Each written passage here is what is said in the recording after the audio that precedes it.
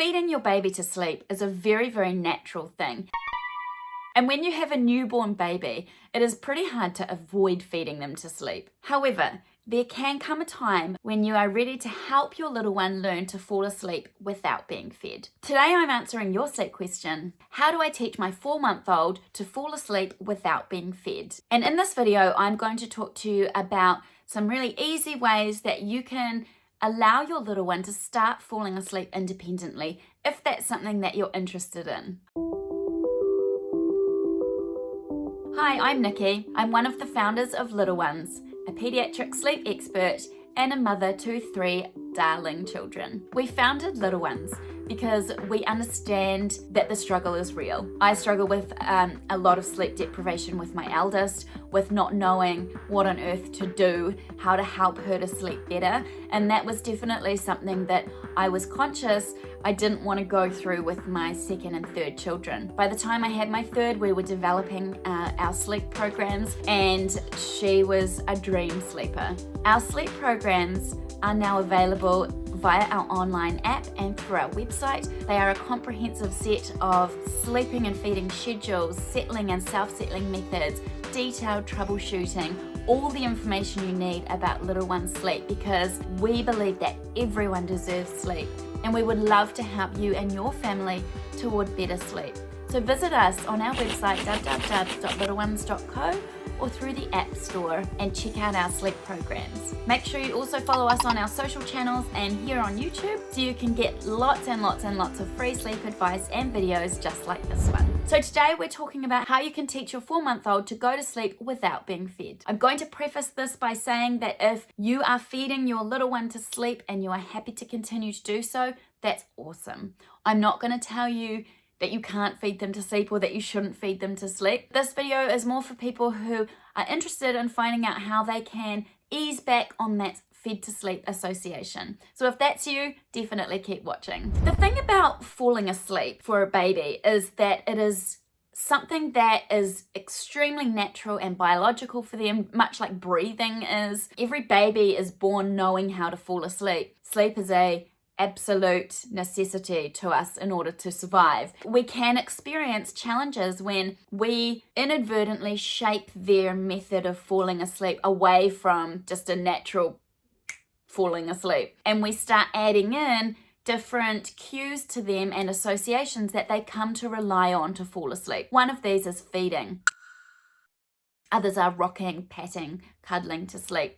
Others could even be where your little one is used to falling asleep. So if they're used to falling asleep in the car seat or the stroller or in your bed and they don't know how to fall asleep in their own crib, that's another form of sleep association. So today we're going to be talking about the sleep association of being fed to sleep. Like I said at the start of the video, this is a very common and actually quite natural sleep association to develop in the early months when you first have a baby. However, it can start to pose a few sleep issues later on when your little one comes through the 4-month sleep progression and they start needing to learn to put themselves to sleep because their sleep cycles are now fully differentiated, and unless they know how to fall asleep on their own, your little one can start waking between every single sleep cycle, which is up to every 2 hours overnight, and needing your help to go back to sleep. If that is happening for you and you'd like to take a step back from that, let's talk about how you can ease back on that feed to sleep association. So the first thing that we're going to look at in any sleep training situation is setting your little one up for sleep success. And by this I mean we have to look holistically at their whole 24-hour day and take into account all feeding and sleep that happens in that window. We cannot simply go put your baby in their bed at nighttime and do these steps and hope for the best. Because if your little one isn't completely set up for sleep success, no amount of sleep training or self-settling work is going to be effective. And that method will result in a lot of crying and protesting and frustration. Here's an example. If your little one is having short fragmented naps during the day, they're going to be very overtired at bedtime at night. Overtired babies don't settle and sleep well no matter what you do. And so if you're also adding in another layer of changing their sleep habits and trying to implement some form of, even if you're trying to implement gentle and gradual sleep training, you're starting them off on the back foot anyway because they're overtired. So it's going to be 10 times harder from the get-go. So we're going to start during the day, and here's my advice. Start with their awake windows. Make sure that your little one's awake windows are very age appropriate, that you're not still looking at newborn awake periods at 4 months old of like an hour of being awake, because if that's the case, then they're almost going to have the opposite problem. They're going to be reaching bedtime in the evening very undertired. They're just not awake for long enough during the day to settle easily and sleep well overnight. They're going to be fighting you to go to sleep in that situation too. So I would be aiming for awake windows between naps of around 2 hours at this age. From there, have a look at what is happening with your little one's naps. If your little one is only catnapping or having 35 to 45 minute naps, then maybe they are getting overtired during the day. So I would also be looking to wean them away from that feed to sleep association at the start of their daytime naps as well as at bedtime in the evening. We have a method specifically for fed to sleep babies in this age range, and it talks you through gradually reducing that sleep association and which order to do it in terms of naps and night sleep and things like that. So check out our sleep programs to get the full details of that method, and also for things like the perfect awake time, the perfect nap structure for your little one at this age to really set them up for sleep success. So take a look at what's happening with their naps. They want to be having at least one nap a day that is a couple hours long so that they're not getting overtired come bedtime in the evening. Another factor that can contribute to sleep success of your little one is their sleep environment. So that's your room or their nursery or wherever they are sleeping. To help them learn to go to sleep without being fed to sleep, we need to make a sleep sanctuary for them and make sure that everything in it is helping them sleep, not hindering their sleep. So I would advise you to have their room very, very, very dark. And that's for naps as well as night sleep. No lights, no cracks of sunlight. The dark is calming and comforting and sleep inducing for our babies. They do not find it scary, so turn off the night light. I would also strongly recommend the use of white noise. And in a baby of 4 months old, we have a specific track called our baby sleep shh. And it is a repetitive whooshing, shushing sound that kind of lulls babies into sleep. It really helps them tune into the sound, switch off to the rest of the world, and fall asleep. We will link our Spotify, iTunes, YouTube Music, Google Play albums below if you're interested in using any of our white noise. We've got a ton of different white noise tracks on there as well. Turn up the white noise. That's a really easy, helpful settling tool. I would also be making sure that your little one is in age-appropriate bedding.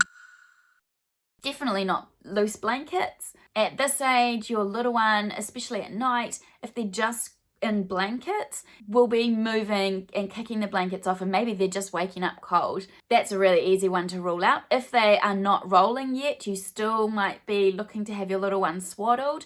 If they are rolling and moving around, start thinking about using a baby sleeping bag or a sleep sack, because that keeps your little one cozy, snug, warm all night long. So once we've ticked off awake windows, what their naps look like, and their sleep environment, which are all things that I would call quick wins, they're quite easy things that you can almost change and implement today, then we can start looking at the actual fed to sleep association. The idea here, and with any sleep association, especially at this age, because your little one is a quick learner at 4 months old, the key thing I can tell you to do is do whatever you're doing, but just do it less and less and less. So you don't want to go cold turkey and go, that's it, you're going to sleep without me, I'm not going to feed you, because your little one will really struggle with that massive change, and there will be a lot of crying and protesting. What I recommend that you do is take an approach of, I'm still here to help you, I'm still here to give you the thing that it is that you find comforting, but I'm just gonna do it a little bit less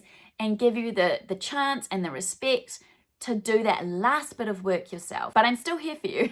I'm not shutting the door and leaving you forever. What that looks like in practice is feeding your child initially until they are 90% asleep, putting them in their bed and even settling them with your hands in a hands-on way, patting their bottom or patting their tummy until they're fully asleep. If you can manage that on the first go, amazing, because your baby has done two really important things here. They've fallen asleep without being fed, and they've fallen asleep in their own crib. And that is the goal, right? For them to be able to fall asleep in their crib without being fed. So that is a massive win. If you put your baby in their crib and they suddenly wake up and go, hey, I was being fed like 10 seconds ago, this is not okay. If they're getting really upset, if they're grizzling a bit, maybe you want to sort of pat them on the bottom or soothe them or sing them a song or something and do it in their crib, and you just need to be the judge of this because you know your baby best and you know what you're comfortable with. If they're getting really distressed, pick them up, feed them again. Feed them to soothe them. This is what they're used to. Once they're calm, but still a bit awake, pop them in their bed and try again. This isn't going to take long, and especially initially, because they're going to be very ready for sleep because we've got all these other factors lined up, right? And also because you're still helping them a lot of the way there. The method just flows on from there, really. Just judge how your little one is going. In a day or a couple days, you just reduce that input again so that they're 70% asleep. Then they're 50%, then they're 30%, until eventually you can feed your baby in their room, they're soothed, they're calm, but awake, pop them in their bed. Maybe you're still settling them with your hands in a hands-on way, or maybe you can start to reduce that as well. Start reducing that bit by bit each day, until eventually you can just sort of go, nice, pop your baby in their bed, and they go, yep, this is where I fall asleep. I'm A-okay. I'm comforted, I'm soothed, I'm perfectly ready for sleep. I can do this, it's just sleep. And they'll just fall asleep. So yeah, my main advice here is to go at your own pace, judge your child yourself, and work with what you are comfortable with. You don't have to leave the room. You can continue to stay there beside your little one while they're falling asleep. Whatever you're comfortable with is the thing that is right for your family. That is really important for you to know. This sort of method will work with other sleep associations as well, like being rocked to sleep, patted to sleep, cuddled to sleep. The gist of it is just do whatever you're doing, but just do it less. There are a few more detailed and involved steps that we can talk you through. In our sleep programs, we have all of these methods in a really detailed step-by-step guide. We also have a lot of troubleshooting, which is far too much information for me to give out in these YouTube videos. So, what happens if my baby doesn't fall asleep? What happens if they still wake after that one sleep cycle? How long do I settle them for? How long do I try the feed to soothe before I give up and feed them to sleep? All of those kinds of troubleshooting things we've got completely covered in our sleep programs. So make sure you check that out via the links here, and we can help you every step of the way. I hope that's answered your question of how do I teach my 4-month-old to fall asleep without being fed. Make sure you subscribe here to our YouTube channel to get lots more videos like this one. Thank you very much for watching, and I'll talk to you again soon.